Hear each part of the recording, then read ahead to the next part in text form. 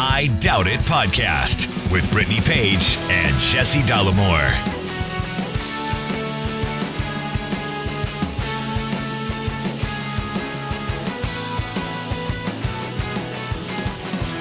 Welcome to the show, episode 984 of I Doubt It podcast. I am your host, Jesse Dollemore, joined today by the lovely, talented, scholarly Brittany Page and one other host. Yes, Sweepy. We finally have the Sweepy cam. She has not yet joined us, as you can see. Yeah, I think she's a little freaked out. She went over and was sniffing the camera, and I think she's like, what is this thing over my bed? What's happening? So she may get in it in a bit. She's currently wandering around underneath us. She knows something's afoot. Yeah, so there were so many positive comments, though, about how people wanted the Sweepy cam, so we wanted to make sure that happened. On that note, we also put up a poll on our Patreon for people to vote on what they want to see in episode 1000, which is coming up. And you can vote what you want to see. We have, I think there's a Q&A as one of the options. An episode about The Wire is one of the options. Just a regular episode. There's a few options, and then people can comment their suggestions as well, which we've gotten a few good ones. So if you become a Patreon supporter, you can vote in that poll. And yeah, so let's do a couple of housekeeping elements. By the way, did you know a year ago we were in court to face the Trump supporter who threatened us with rape and murder? Has that been a year? Yeah. Isn't that remarkable? Yes. Yeah. It does not seem... I know this is such a cliche thing. In so many ways... By the way, Sweepy just stepped into her bed. In so many ways, it seems like so much has happened and so much time has passed. But in so many others, it's just like yesterday. Yeah, and I do want to say, because people will say, like, how often do you get these things? And they exist on a spectrum, right, of severity. And so that one was, like, severe enough that we took it to court. But, we get kind of vaguely threatening messages and emails all the time. So it's kind of difficult to... A lot of, you better watch your back. Yeah, kind of messages. And I don't know if we talked about this already, but we had one recently where a guy messaged and was vaguely threatening, like, you and your family are going to be hurt. You need to start watching your back. It was like, it wasn't specific. It was vague. And we took a different approach where we just publicly shamed this person. And it was hilarious how quickly this man was like, please make it stop. Take the post down. I didn't mean what I said. Well, I told him, I said, well, I'm going to name your name and put your message on social media. So when someone does a search of your name, that's what gets indexed in a search engine. Yeah. And he freaked out. That's not, I'm a big fan. I'm not even political. Yeah, and it may be the new approach that we take. We don't know. We're experimenting with what is it that makes people behave better. But it's also weird. We talk about this and then people will say, yeah, it's part of having a public profile online. It's like, well, it shouldn't be. Yeah, absolutely. How about that? That actually shouldn't be something that we accept as a society. Oh, you disagree with Donald Trump? I'm going to threaten to murder and rape you. Very normal stuff that we have to accept in our society. Yeah, it's kind of this along the same lines of the argument that people will say, well, if you want to be a celebrity, the paparazzis is what you got to deal with, which kind of is the case. But death threats, it seems to be in a different echelon. Yeah. Well, I have more I could say on that, but we will move on. So one of the essential parts of this show is that we have listener communication that helps us stay on track, right? You guys give us the feedback, you do corrections, you fact check us, you make sure that if we're missing something, you call and let us know. And we have a voicemail line for that, 657-464-7609. And we also have an email inbox, idoubt@dollemore.com. And we received a very nice voicemail from a Kim in Toledo. Hi, Brittany and Jess. This is Kim from Toledo. I'm jumping over from Jesse's show for the first time with a comment on the show that you did about Trump steals chandeliers as well as cabinet steals from poor people. And I just wanted to say, that made me really emotional because I got some family members that are really hurting now. So thanks for getting the information out. I'll be able to pass it on to people so that they can understand what the situation is. Thanks a lot, you guys. Thank you for the call. so much Kim. I only chuckle because you and I just had this conversation not 20 minutes ago about when are people going to wake up, and it was the natural push and pull and tension in a conversation about largely they're not, but it's starting to happen. I believe that it is beginning, even among the most diehard, maybe not the most diehard MAGA, but multi-time Trump voters are starting to be like, wait a minute.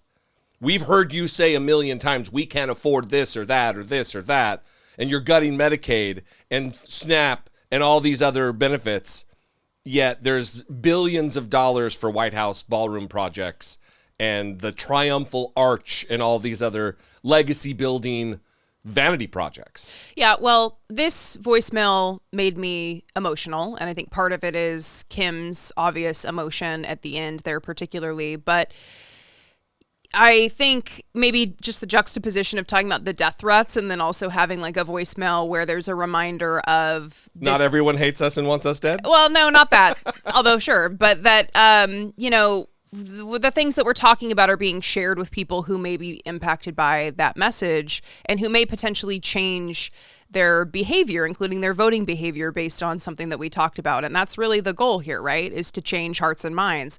And if only we had the drop. One of the things That's the goal now. One of the things that was motivating our conversation this morning was we were listening to some news package about how the White House renovations are estimated to cost now $900 million. And I made the comment that they're using this $900 million to like avoid saying $1 billion. Yeah. Like how you list a house for like 999, 1,990. It's under $1 million. Yeah, and it's almost like they're creating this psychological trick where you're like, oh, well, at least it's not $1 billion. That's good. And he kept making the claim it was all going to be private donations. Come on, we knew that wasn't the case. Now it's going to be taxpayer funded. And so we were having this conversation. I don't know. I'm still unconvinced that Mexico's not going to pay for it. Right. And so we were having this conversation about there have to be people that start to understand, wait a minute, you can take taxpayer dollars for renovations around the White House so that like you have a personal palace for yourself, while at the same time, I know people who are having to go to food banks, and I know people who are having to create GoFundMes so that they can pay for the health care that they need to stay alive. And I know people, right? Yeah, It starts to become personal for people when they start to see these struggles. And so I felt that coming through in Kim's voicemail. And I appreciate the fact that segment was one that Kim felt could be shared with, people that Kim knows. So thank you so much for that voicemail. We really appreciate it. You can follow in Kim's footsteps and share your message with us by calling and leaving a voicemail at 657-464-7609 or I doubt it at Dollemore.com. I'm kind of thrown a little bit because Sweepy she doesn't do this. I swear to God, it's because the camera is on her bed. She's refusing to stay in her bed. Very subtle operation over there, by the way. It's not like it's some intrusive thing. She knows something's afoot. She feels like she's in the movie Minority Report right now. She's like, this is a surveillance state. I need to get out of here. I have no peace. She's being watched by the precogs. Yeah. Okay, so on that note, Donald Trump is... Wait, that's it? I thought that was it for the show. Nothing happened this week. There's nothing we could even talk about that happened this week. That'll be episode 1000. Just wait. So Donald Trump, what is with this guy who one of the things that he's now known for is covering up the Epstein files. He has his personal attorney who is now confirmed as the Attorney General of the United States. We have the state of New Mexico suing the Trump administration because they are covering up the Epstein files. They refuse to cooperate with investigations of Zorro Ranch, Epstein's compound in New Mexico, where reportedly absolutely horrific things happened. Horrific up to and including speculated murders and the burying of bodies and shit. Maybe even babies that were born.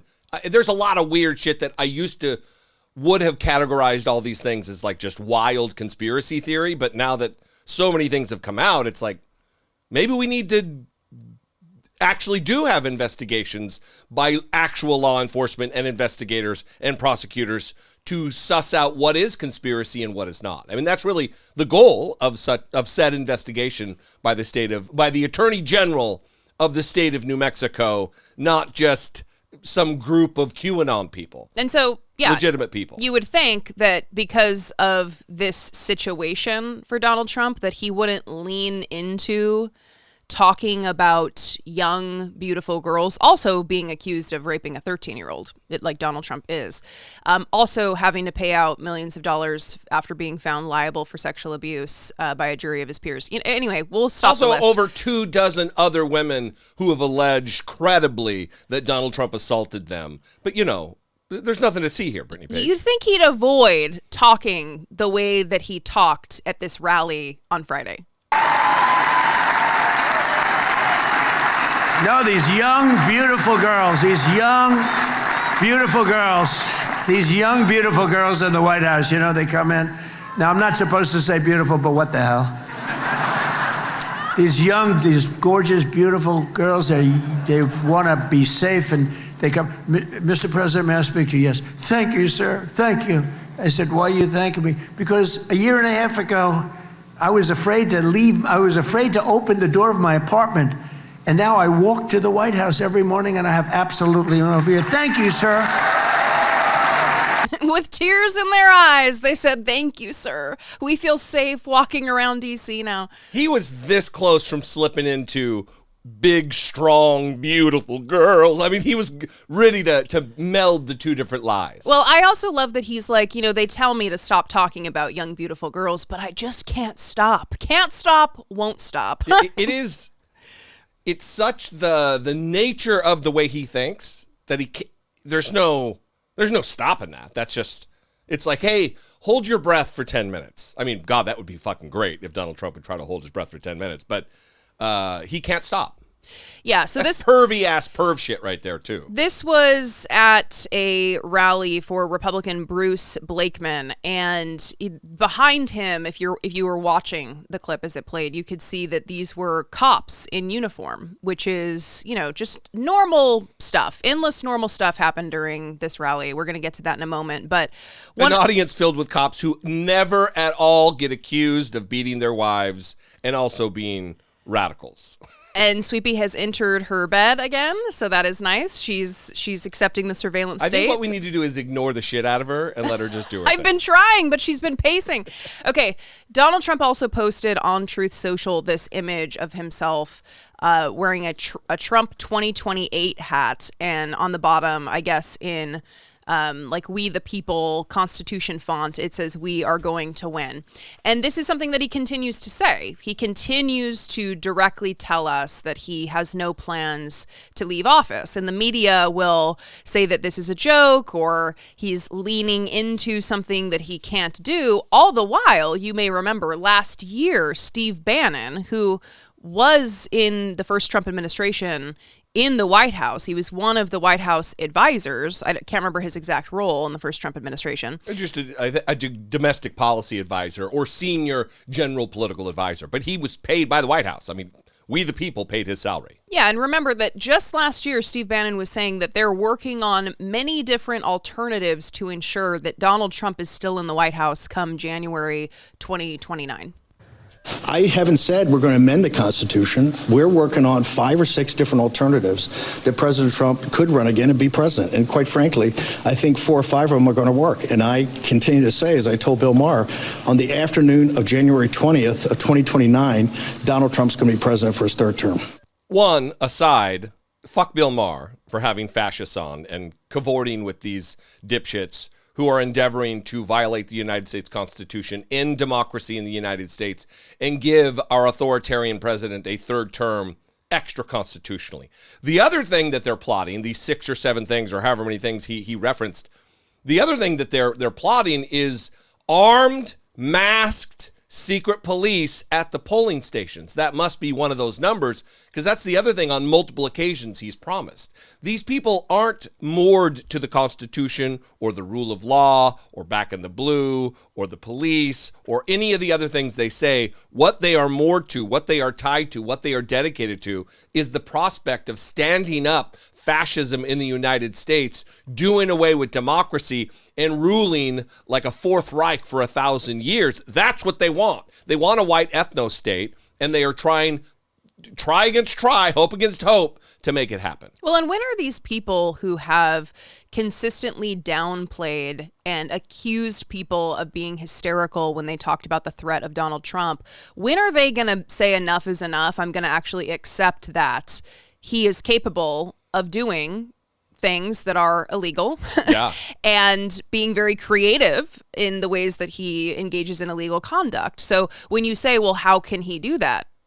Listen, I don't know. Okay. But how can he just demolish the East Wing of the White House with no approval from Congress, from historical organizations, from anybody? He just grabs a sledgehammer and destroys the East Wing. How can he make himself immune from paying $100 million in taxes and make his family immune from future tax audits? How can he do that? How can he mint a coin with his face on it while living in direct violation of U.S. code surrounding such things? He breaks the law. He violates the Constitution. He defies the Supreme Court and other high federal appeals courts and others on an almost daily basis. He's going to do what he's going to do if we don't get our shit together and rally the troops, metaphorically speaking.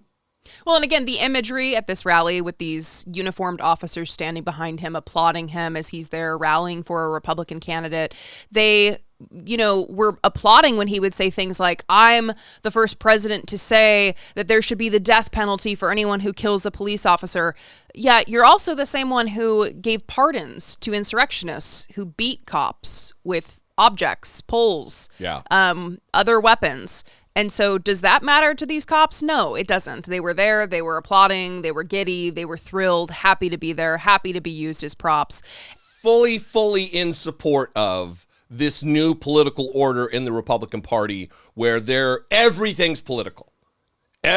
Even positions that once were considered forever, for in perpetuity, have been considered down the line administrators of justice, like the Attorney General or the FBI Director. So many positions that are politically appointed through the process, but not supposed to act politically. And that's exactly what they're doing now, just naked partisanship. Well, and that's part of this 2028 post. I mean, these are not people who behave as though they are responsible to voters, that they feel threatened by retaining the support of the population. They're behaving outside of that. And that was clear when, again, an FBI director appeared alongside the Republican president to rally for a Republican candidate for office, the FBI director, Kash Patel. President Trump's mission to make America safe again, as he campaigned, he is delivering on that promise. And it is such an honor to be here in Nassau County, back in my home, when he's about to walk on stage and give you the latest update on the statistics. And they are not just statistics. I've spent 10 years working for President Trump. He reads about each and every case that we work on. He feels the pain of those that have lost loved ones. He does not let it lay aside. He takes it home with him. He demands. Brittany Page. Donald Trump feels our pain. Who believes that Donald Trump reads every single case that the FBI is working on? He's constantly reading. Thousands and maybe tens of thousands of active cases right now. And Donald Trump, who can't capitalize a sentence correctly, he's out. It is normal punctuation that would be required of an elementary school student is beyond the cognition of Donald Trump. Yet he's reading deep into the 302s and the interviews that FBI. Get the fuck out of here. Also, every time I hear that guy's voice, I'm just like, that's him? That's his voice. He also said there that he's worked for Donald Trump for 10 years. So I don't know what that's about, but what's been going on? When has he been on the payroll? Yeah, what's going on there? Yeah. So it wasn't just the FBI director, though. It was also the... Hang on. I'm gonna sit on that. I had to get a drink of my coffee. This is a political rally, folks. That's a political rally. That's the director of the Federal Bureau of Investigation, the toughest, hottest cop in the whole country. It sounded like he's one of the hot cops on Arrested Development, at a political rally. So if you think that when you see arrests by the FBI, that you should be able to be comforted by the fact that arrest wasn't political because our FBI director is not political. Think in the past about all of our different FBI directors. Think about James Comey, for instance, the uproar and the outrage when he released that Anthony Weiner laptop or whatever, like 10 seconds before the election in 2016, tipping the scales, putting his thumb on the scale for Donald Trump against Hillary Clinton. The reason there was so much outrage is because it appeared to be a political act. It was out of the norm. It was an outrageous thing that he did. Louis Freeh during Bill Clinton's administration. So many individuals have never, all except for J. Edgar Hoover. Well, I think that ICE is helping to radicalize people against the police generally. They're starting to understand that these are partisan organizations, that police unions are supportive of Republicans, that generally speaking, the police are Republicans. I mean, we used to kind of tell ourselves that these were nonpartisan organizations, that when you called the police, here came a nonpartisan person arriving to help you. I think that we understand by and large that that's no longer the case. I will say, though, there was some things that happened at the DNC yesterday, and one of them was that a resolution calling to abolish ICE was unanimously adopted. So think about that. Abolish ICE now being a platform of the Democratic Party.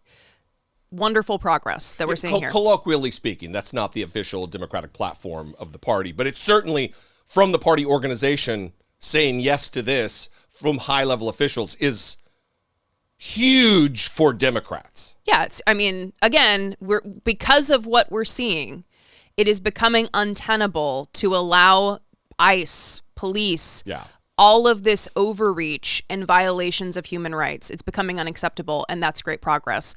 Unfortunately, what is still acceptable is Donald Trump's personal attorney becoming the Attorney General of the United States, with Republicans feigning outrage about it, feigning concern, pretending like they're on the verge of voting no. And not his personal attorney in matters of like, oh, I got to get my will in order, not a probate attorney, not his criminal defense attorney. Right. And so Todd Blanche, his personal attorney, now Attorney General, also made an appearance at this political rally on behalf of a Republican candidate. That's great. So I, like Director Patel, also called Nassau County my home for 2 decades. So it's great to be back in this great island, in this great county. I want to thank the Nassau County Police Department for hosting us today in this phenomenal facility. And thank you. We just heard from our great Nassau County Executive, Bruce Blakeman, who is doing everything we need him to do to back the blue, to support law enforcement, and to make this county a safe county that we can all raise our kids in. Since the beginning. How many times are he going to say great? Everything's great. He did a great job of everybody being great. The county's great. These cops are great. Donald Trump is great.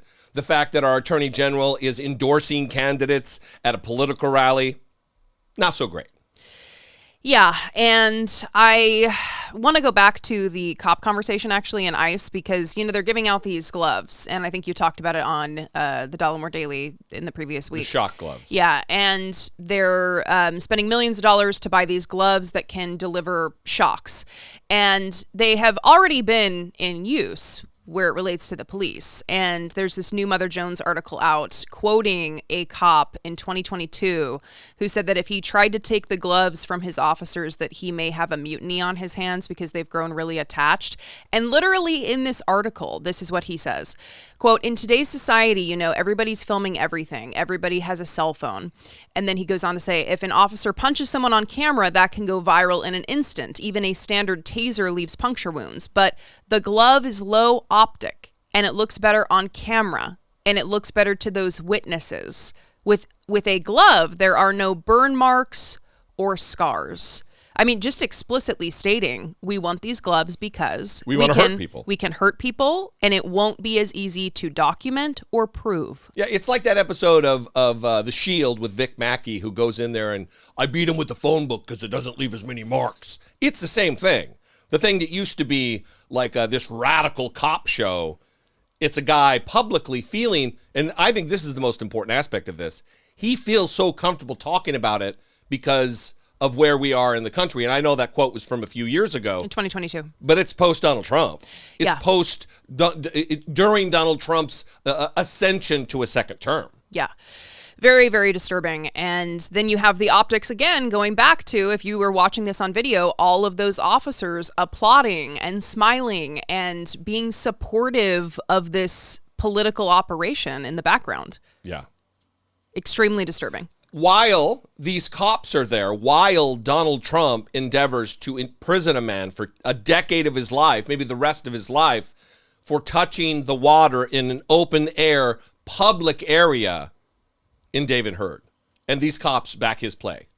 The National Guard out here actually cuffing him and transferring him to the custody of the National Park Service. We are in a very dangerous spot in America, and people, and I think they're starting to wake up. People need to start understanding that cops aren't your friends. By and large, I know, it's just a few bad apples. No, the fuck it's not. It's a culture problem that we've been talking about for the entire existence of this podcast. Well, and again, people will be like, oh, and you called the cops when you were threatened. You're left with very few options. Well, the other option is illegal. Yeah, you're left with very few options. And we have had numerous times where the cops are in the living room and they are not taking it seriously. And then we've had some cops who do take it seriously. It really depends on who you get. It depends on their probably personal political leanings. And it is a delicate situation when you are being targeted because of your political beliefs. You're being threatened because of your political beliefs and values. And you have to wonder about the political beliefs and values of the people who are coming to quote unquote help you. Yeah. Are those people the ones at the rally behind Donald Trump clapping? Right. Giddy with the prospect of a $20 million purchase for torture gloves? I mean, it makes you think. It makes the public feel like they don't have recourse. They don't have a lot of options when it comes to protecting themselves from harm as well. Yeah. Because then they wonder, well, are these cops also going to be targeting people politically? I mean, it's like the cops who use technology to stalk their ex-girlfriends and their ex-wives. And that's just the bad apples. That's not so widely happening that there's news report after news report after news report after news report of these people doing that. Yeah. So we would love to know what you think about this, 657-464-7609, or you can send an email to idoubitit@dollemore.com. Another thing that happened during this rally, but we're not going to play specifics from it, is that Trump continues to say that we're winning the war in Iran, that they're desperate to make a deal, that he is going to be soon preparing to say that the Strait of Hormuz is a U.S. territory. And Iran is responding by saying, you are delusional and it is time for you to accept defeat. Tonight, Iran is calling on the United States to accept defeat and, quote, stop indulging in delusions. The country's new demands nearly 6 months into fighting, coming after President Trump claims the opposite is true. After we finish defeating Iran, which is being very badly defeated, he says the country is so weak he would soon claim the Strait of Hormuz for the U.S. We have the blockade. No ships get through unless we want them to. But Iran not backing down, declaring the strait will stay in its control. And on Friday, the president brushing off concerns about a key vessel supporting the war with Iran at sea for a record 9 months. No. Not nearly long enough. The USS George Washington is expected to replace the USS Abraham Lincoln after relatives of some service members complained about plumbing issues and food. And parents of 2 sailors told NBC News their children said a fellow service member jumped overboard. A U.S. official says that sailor was quickly rescued and treated. Another concern the president is downplaying: rising gas prices, which are still averaging above $4 a gallon. When you have to pay a little bit more, you're at $4. It's okay. I mean, it's I'll never apologize. I did the right thing.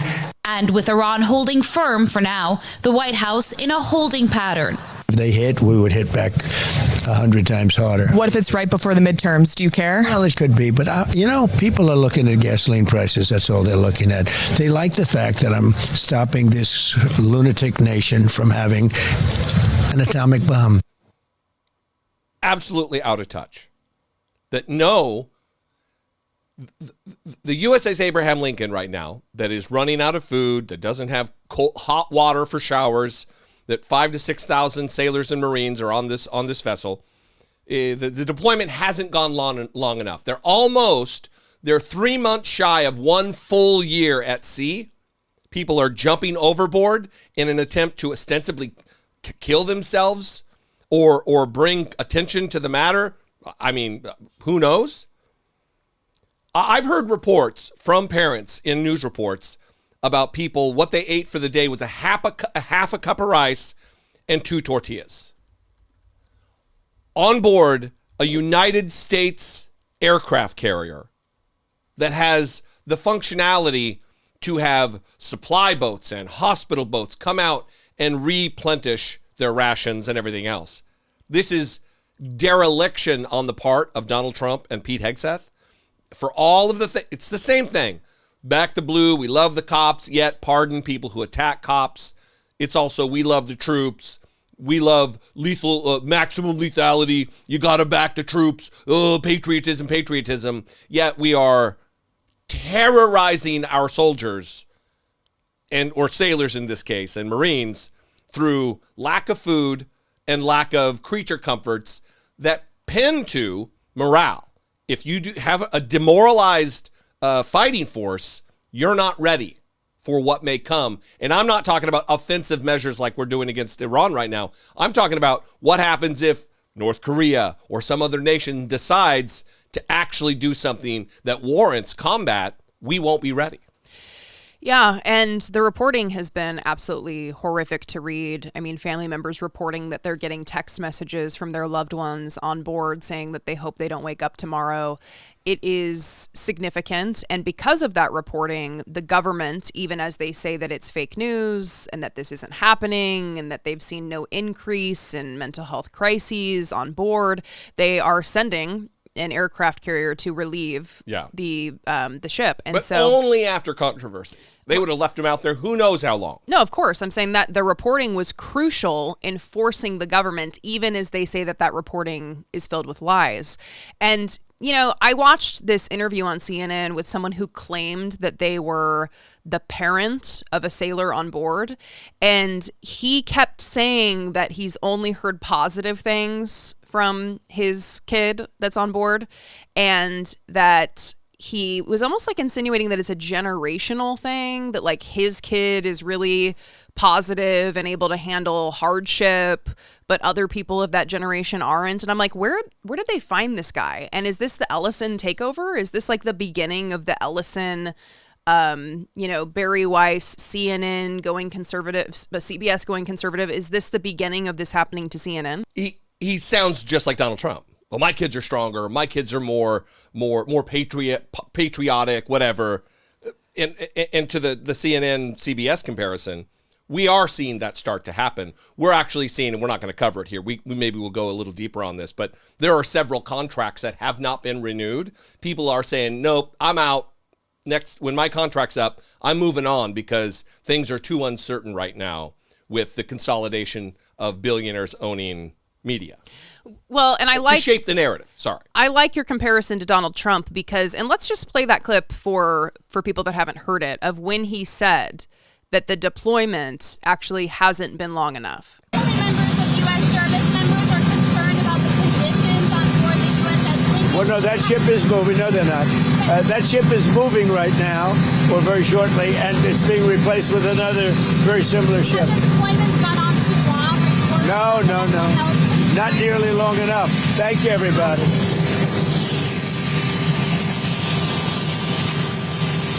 Two things. One is that he wouldn't be saying that if Barron Trump was on that ship. Yeah. There's no way that he would be saying that it hasn't gone on long enough. Well, He also, would be. why are they replacing the ship if it hasn't gone on? That's long the enough? second thing is while they continue to say that this is fake news, that it's not true, they're acting on it. So why would they be taking action on something that's fake news and not actually happening? Especially if this is about military readiness and a legit defense of the country against an existential threat. Right. You would say, look, we're sorry, we're at war. This is most important. You got to do your duty because it is defending the homeland. They're not saying that because it's none of those things. Well, and unfortunately, the service members on board have to fear for their own safety and their own livelihood and their ability to keep their jobs. And so they're having to, talk to the media, but not give their names. And their families are even talking to the media and not giving their names. And there was a wife of one of the service members on board who actually went on CNN to talk to Jake Tapper specifically about Donald Trump saying that this deployment actually hasn't been long enough. What was your reaction today? What was your reaction today to President Trump saying that, in fact, he didn't think the USS Lincoln's deployment has been, quote, long enough? Oh, my God. I don't think the man thinks before he talks, and I was really hoping that at some point there would be a redemption. Try to redeem yourself at least a little bit with everything that you do and everything that you say, and try to redeem yourself. Have some sympathy, some empathy, take some accountability for what's going on with your military, your ships, in your war. It's infuriating. I mean, we heard what Hegseth said yesterday, what the president is saying today. It's infuriating. Essentially saying that families are lying and service members are lying, even though the proof is right here on my phone. It is not fabricated. Nobody is lying. Everybody it's infuriating that they're not taking accountability and not having any sort of sympathy for our service members that they claim to scream and shout that they support when it's politically, sound for them to use support our troops until our troops need support. And now suddenly everyone's lying and it's a fabrication and it's a misrepresentation. It's infuriating. And I so badly would love to plaster my face and blow the whistle so loud on social media with my name and be like, this is real. We are real people. Those are real people on that ship. This is actually happening. But unfortunately, I have to protect my husband's career. And, he's making a career out of this, or he was. I'm not sure what he's going to do when he gets back or what his plan is going to be after this. Thank you so much for your time and for your family's sacrifice and, of course, for your husband's service. Thank you. I like at the beginning, she's just like, she's really channeling Tommy from Wisconsin. But she's like, I don't think this guy thinks before he speaks. Tommy from Wisconsin. What the fuck is Trump even talking about? But it's true. I mean, she nailed she hit on all the cylinders, hit all the different points. That if you want to support the troops, you can't just say you're going to support the troops, and then when it comes time to actually supporting the troops, you don't support the troops. And this is what I'm talking about, that I think people traditionally who would have been sympathetic to a Republican presidency, to a Republican, to Donald Trump himself maybe, are not anymore. These are people who would have been like, oh yeah, Republicans are going to support the troops. And then when it comes time, when the rubber hits the road, they're realizing they're being left in the lurch. They're being abandoned by a man who started a war and then doesn't want to do what it takes to execute on making sure that the people who do fight our wars are taken care of. Yeah, in so many ways, I struggle to think about how Donald Trump, he keeps getting away with it. What's that meme? He can't keep getting away with it. He keeps getting away with being this corrupt, failed businessman who's able to continue, consolidating power and becoming president and having all these lackeys around him that protect him. Like, you think about this military issue specifically and how during the campaign he insulted Gold Star families. You know, he made the comments about John McCain. He's never respected the military. He's never respected suckers and losers. Right. Service. I mean, he has actually been hostile to the military and hostile to the sacrifices that people in the military make. And yet, many in the military will support him. And then you have to think about this. Are these people on this ship rethinking possible previous support that they had for him now that they're living the reality of that disrespect and hostility that he has always shown toward the military? As we've heard from Donald Trump, he'll say, you know, people didn't want to be in the military when Biden was president. Now that I'm president, they know I respect the military. They're eager to join. We have so many people wanting to enlist. Do you think people want to enlist when they hear this story? When they think about the possibility that they could be trapped on a ship for almost a full year? Not going to port? Eating a half a cup of rice and a couple of tortillas for your food for the day. In moldy showers with no warm water, in close quarters constantly, no break, nowhere to go, nowhere to have peace and quiet. I mean, listen, it is, if you haven't been aboard one of these vessels, it is tight, close quarters. It's already taxing on your system, on your emotional state. It's taxing on your mood, on your ability to maintain your morale.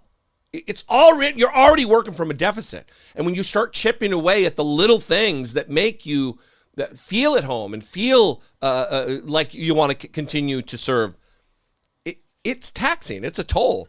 I talked about it on YouTube. I'm sure we've talked about it over the years here, that morale is inextricably linked to morale, to readiness. You can't have a force. Go watch any of these more recent documentary style series. They're not documentaries, but like Generation Kill on HBO about the Iraq War and a 2nd Recon Battalion, I think it is. They do a real good job of explaining, because you're just sitting around, you get bored. All of this is all tied to morale, and they do a very good job of explaining exactly how it impacts a unit's readiness and ability to stay in the fight when they're feeling like shit, when they don't feel supported, when they're being abused. Yeah, I mean, being betrayed. Yeah. And it's absolutely horrific. And I'm glad that the reporting finally pushed this result. But you have to wonder that there's many other people that are suffering in similar ways. This is not the only ship that is probably suffering. There's probably smaller vessels. Sure. And so you think about that as well, and how hostile this administration is to the media, and Hegseth not even wanting people in the Pentagon, not wanting reporters in the Pentagon, because they don't want this scrutiny, because they know what will be found out, they know what will be publicized, and they don't want that to be publicized. Also, I think it needs to be said explicitly that these complaints aren't coming from like junior sailors who just got on board and are like, whoa, this is not what I signed up for. These are people who have been in. I've seen all kinds of reporting from multiple individuals who have been in the Navy for 13, 15, 16 years. These are veteran, colloquially speaking, veteran service members who have been there. They know what it's like to be on a deployment. This isn't their first go-round. And even they are saying, this is untenable. We cannot do this anymore. We have to get out of here. Well, even that guy on CNN that I was like, where did they find this guy? He was talking to Pamela Brown. Pamela Brown had been on the USS Abraham Lincoln. And so that was what was particularly strange about him being selected to speak to her as well, because she has reported on what she actually saw when she went there, that this is the reality. And she has specifically said, listen, people know what they sign up for. They know that they're not going to be sent into the middle of paradise and it's going to be an amazing time. They know it's going to be hard, but they have been out there for much longer than they were supposed to be. They were supposed to be done in May. And this isn't my area of expertise. You were in the military. I was never in the military, but I've heard people say that when you get a date that your deployment ends, you are very much looking forward to that date. And if it gets extended by even a week, that becomes almost overwhelming in terms of how difficult it is to accept and the impact that it has on your morale, because your mental bandwidth, you're preparing for, okay, I need to be in this place to do my job, this heightened sense of whatever, everything that goes into that mentally, and it's going to end here. And then you're told, actually, it's not going to end here. It's going to be extended a week. Now imagine you're being told it's being extended for months, and actually there's no end date in sight. That you just exactly described it. Yeah, so what are you supposed to do in that situation? Imagine, bring yourself back. I don't suspect we have a bunch of high school kids who listen to the show, but imagine when you were going to graduate high school and all of your effort and your stick-to-itiveness and your studying and all of your discipline, all you know that it's going to culminate on that day of the last day of school when you get your diploma, and then they're like, no, actually, it's going to be months later, and maybe you'll never graduate. That would be the wind out of your sails. Absolutely. And this is on a more extreme, heightened level because you're risking your life out there. You could die out here in service, in selfless sacrifice to your country, and your country is betraying you every moment of the day.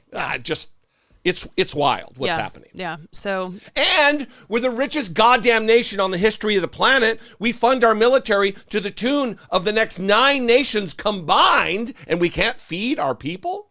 They want $1.5 trillion next year, as you well know, Brittany Page. Right, when this is how they treat people.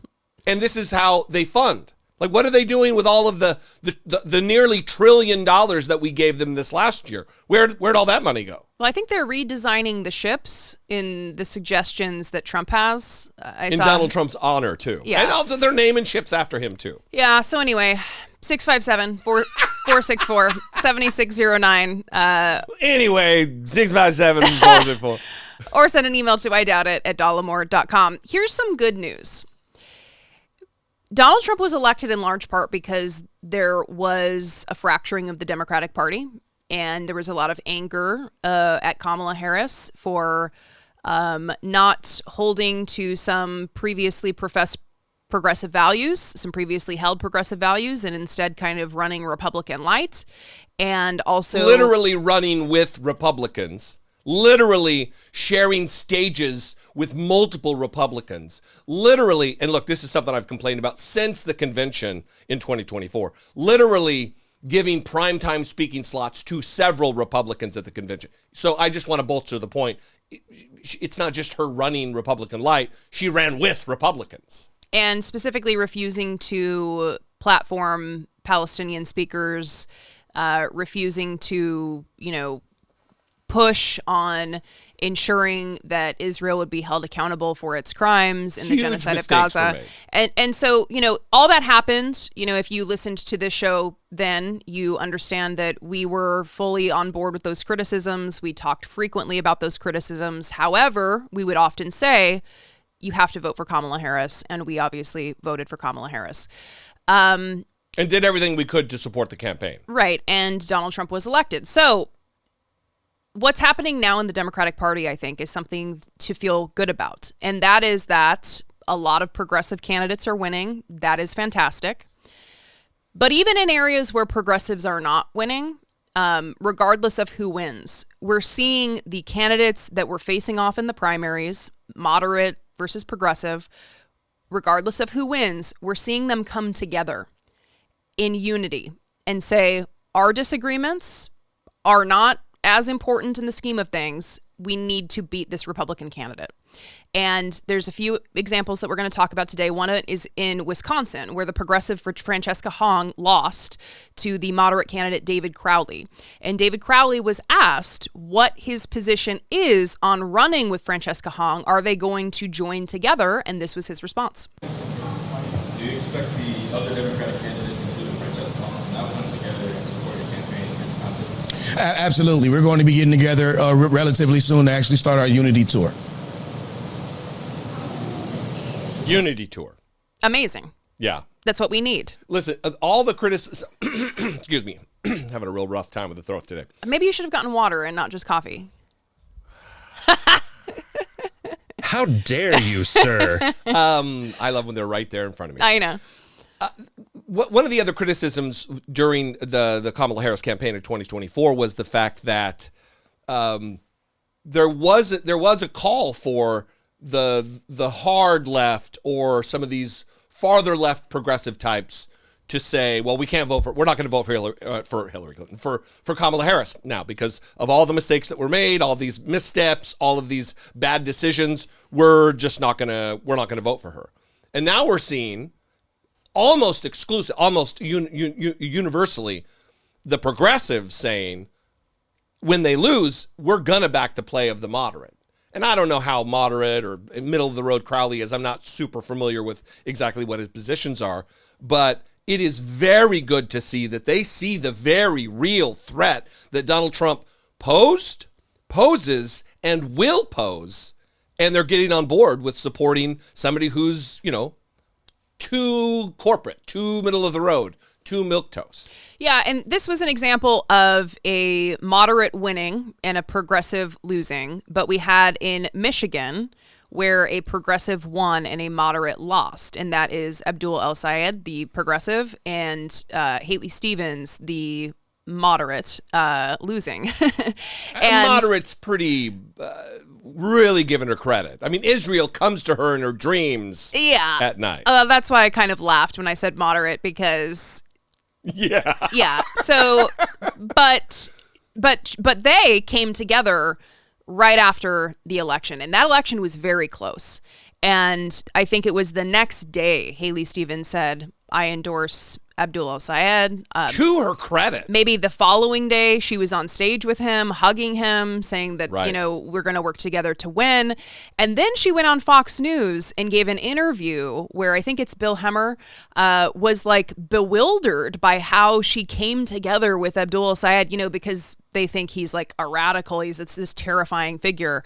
And the guy who self-describes as a capitalist. Right, yeah. Has nothing to do with DSA at all. Yeah. But because he's a Muslim. Right. Very scary. Right. And so, and Haley Stevens was just very straightforward. Like, no, of course, we have to defeat the Republican. But within 24 hours, you got behind his campaign. And people are wondering why. Why would you do that? Well, that's called democracy, friend, right? You don't sign up for a Democratic Party to be salty grapes and just continue to hold the grudge. We certainly have seen that play out. No shots here, but we've seen that play out with our current president. Some might say Mr. Sanders, pursued that approach as well when he didn't win a Democratic nomination coming in as an independent. Look, I believe in democracy. He won the majority of the votes, and I'm going to continue to stand by my positions, right? I'm a Zionist Democrat. I am a Democrat who gets endorsed by the U.S. Chamber of Commerce and the AFL-CIO. I have been recognized over and over again as one of our most effective lawmakers. I identify problems and I solve them. Ask my colleagues on the other side of the aisle. I run the Bipartisan Manufacturing Caucus. I stood up for the hostages, with my colleague French Hill. I'm a patriot. I love our freedoms. I love this country. And yes, I'm still in the Democratic Party, even though folks like me maybe aren't winning our primaries. Bill Hemmer just can't even process this. She is so glad she did not win. And look, mocking her and pointing out the obvious horrific bullshit that comes sliding out of her mouth is not in some way like continuing the attacks. She holds pernicious beliefs and has terrible values. But one of the values that she does have that is not terrible is to support democracy. And she's saying it exactly as it is. The voters decided this is how democracy works, my friend.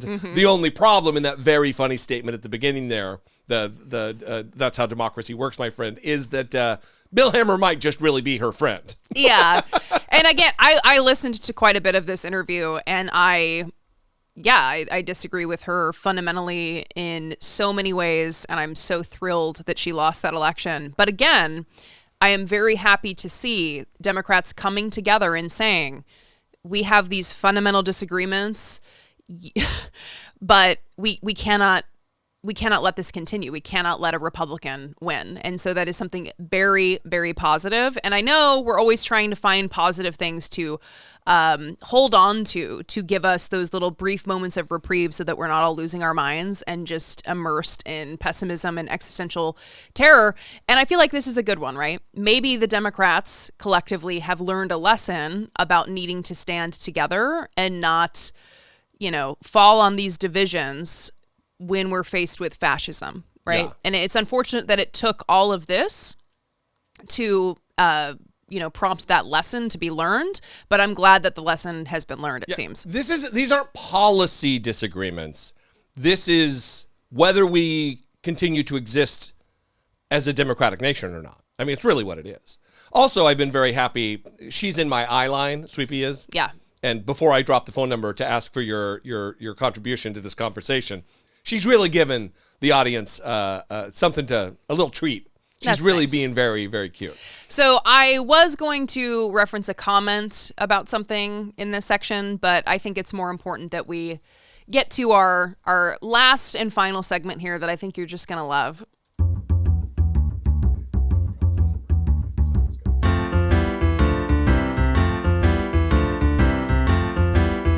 It's the asshole of today. Dave Ramsey. I knew, when you're starting an asshole of today segment and you say Dave, there's many Daves. It could be Dave Portnoy, but I think how many other shitty Dave McCormick, who's that Republican dipshit congressman. There's many Daves that are bad news. Yeah.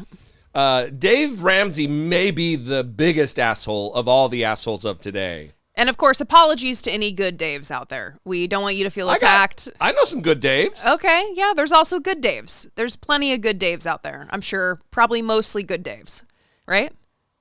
Yeah. Of course. So this is an old clip, apparently. Dave Ramsey is like that guy who gives people money advice, but mostly the money advice is like, you should have been born into wealth. You shouldn't have debt. Also, don't drink Starbucks. Like don't drink any coffee or have any creature comforts, because that $5 coffee is really gonna ruin everything relative to compounded interest and the increases in the stock market for your portfolio. Yeah, he's like, oh, you have a mortgage? I guess you can't eat out for the next 20 years. So until that gets paid, no vacations, no restaurants. You just said that it was an old clip. I've been seeing this thing all over the place. Is this recirculating? Is that the deal? Yeah, because, DSA is in the news. Socialism is in the news. Wait. Socialism? Socialism. Yeah. It's big, scary socialism is in the news. People are not, it's interesting. People aren't afraid of fascism. And I feel like this word socialism is being used in the way that everyone should be using the word fascism. Like you guys should be scared of fascism. I don't think it has the whatever I can't think of a descriptor, but I don't think it has the cachet that it once had. I don't think it has the juice anymore. Yeah. So this is making the rounds because socialism came up, and this, Dave Ramsey takes calls from viewers who are like, again, remind me I can't go out to restaurants, right? And so this woman was calling in and she's like, I need advice about how to structure my will because my kids, they became socialists and I don't want to leave them any money now. They became what? Socialists. Oh my God, they're disgusting socialists. And so I don't want to leave them any of my money. They can't be in my will. So Dave, what do I do? So I am looking for some guidance from Dave and Dr. Delaney about my will. I have two daughters, one of whom is doing very well financially. She and her husband are in the 1%. And the other daughter earns about $50,000. And for several years, I felt uncomfortable about how to, divide up the assets. I'm an everyday millionaire. But more recently, I've gotten to the point where I don't want to give either of them any money. Why? I feel like I've worked so hard my whole life. I paid for college for them. I've paid over $500,000 for college for them. And they've turned into socialists. And they just, but they have. And you're still on the wrong college. Yeah. Monique, yes. You're my favorite call, maybe in 2 months. I know we're all laughing. No, but we're with frankly, you. We're with you. I'm depressed. I'm very depressed about where stupid. I see my children heading. And I think I don't want my money to go to them. And I feel terrible about that. You shouldn't. They're not entitled. They didn't hit the DNA lottery. They're not entitled. My children have been instructed since they were small that in order to get the opportunity to manage the money that God gave me to manage, meaning that I hand off the responsibility to manage some of the Ramsey fortune to them, they will have to be people of character. Socialists are not people of character. Okay. They're parasites. And so if my children are going to be parasites, I'm not going to finance their lives so that they have a reality show. Is there a way to put money in, let's say, a trust where they couldn't get access to it till they were, let's say, 70 years old? Well, I mean, then they'd just be a 70-year-old socialist, right? Yeah, well, but I'm hoping by then they will have kind of woken up. You can. All of our estate is trust-based, and our trust is, we've done it from a faith perspective, not an economics perspective. But if they're not walking with God, they don't get to manage God's money. God's money? Why does God need so much money? Isn't God God? Well, what's Vile interesting fucker he about that is if he's going to claim that God has given him all of this vast wealth to manage, the natural question would be, why aren't you using God's money to feed the poor? Why aren't you using God's money to feed, the hungry and pay some hospital bills of the sick? Yeah. I mean, there's all kinds of things that you could be doing to alleviate societal ills with God's money. But instead, God wants Dave Ramsey to have multiple homes and to torture his children and say that unless they profess a belief in God and his worldview that they don't get any financial support. Very strange. Very, very Nazi coded in the language. Oh yeah, it's eugenics, right? Well, also socialists are not vermin, parasites. Yeah, and then talking about the DNA, I mean, you can see why Dave Ramsey is a Republican and, again, doesn't really have issue with fascism. He doesn't have an issue with the fascist president. He's a fascist. Right, but he's really critical of socialists. And again, who is this woman calling, sounds like a nightmare for that lady and her kids because she thinks that their political values are demonic, but it sounds like maybe they just care about people. And well, it actually sounds more to me like that money's going to run out anyway because Marlboro Reds are very expensive. And I want to talk to Dr. Ramsey about my socialist vermin children. Yeah. Those ain't Virginia Slims she's smoking, Brittany Page. Yeah. Yeah. And we try not to talk about religion as much and things like that because people can be believers and they can do great things with that. But this is an example of someone who is weaponizing his belief system to keep other people down, to pass around this indoctrination that has people putting up walls instead of being more open to helping other people. I mean, imagine believing that your multi-million-dollar fortune was given to you because you are special and uniquely deserving of that from the creator of the universe. That is a level of narcissism and sickness that I can't really even fathom. And I have people sometimes comment to me on my videos when I talk about my background and I talk about luck a lot. And they'll say, it's not luck, it was the hand of God that saved you. And there's few ideas that I would consider offensive, but that's one of them for me personally. I mean, you can believe that God saved you if that helps you psychologically to move through your distress or whatever. I'm happy if that's like a tool for people. But for me, to believe that I was protected by someone while countless millions are condemned to suffering and pain and struggle, that's not really something that I find valuable as an idea. And in fact, it makes me kind of sick. And so, when I hear this stuff from Dave Ramsey, it has that same effect for me where I feel gross hearing it. It makes me feel gross. Why does he feel so special? He's not special. Also, let me, just as an aside, what kind of a prick version of Jesus do they believe in? The Jesus that I grew up believing, even in my right-wing household, the version of Jesus was a loving character, like just a hippie Jesus.